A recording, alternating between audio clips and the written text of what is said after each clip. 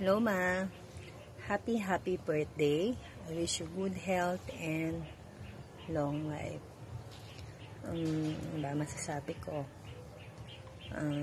Tunay nga na ikaw ang pinakamaganda at pinakamabait at mapagmahal na ina, lalo na sa mga apo.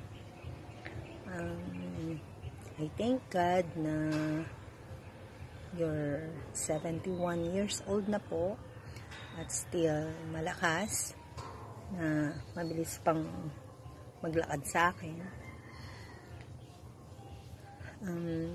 At your age, sobrang thankful po kami kay God na napakalakas niyo pa din at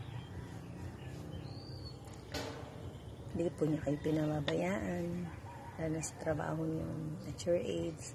Dapat donya na kayo, kaya lang dahil sa pagmamahal sa mga apo nyo, and alam ko na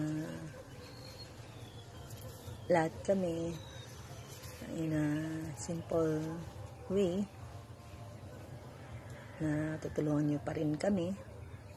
And thank you for being a good mother to us.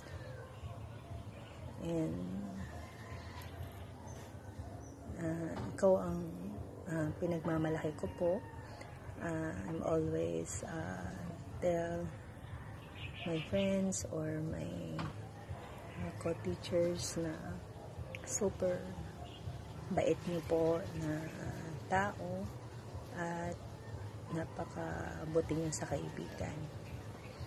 And I hope and pray na mababa pa po yung buhay niyo at maging ma-enjoy niyo po yung buhay niyo. I hope na bating din yung time na chill lang, nagdidilig ka na lang sa harapan ng bahay natin sa Tarlac. And sabi ko nga, yung nakasuot kayo ng mga alahas, diba?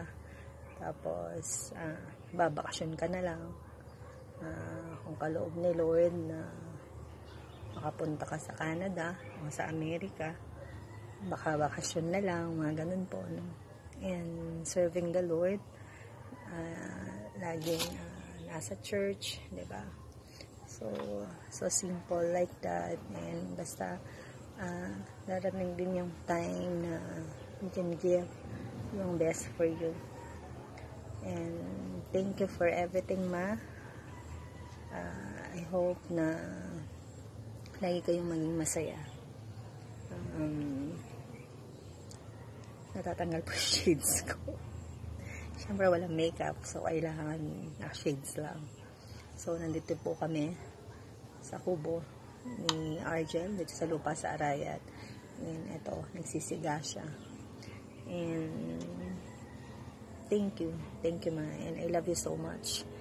And ikaw pa rin ang pinakamaganda, pinakamabait at bayani ng Pilipinas bilang OFW.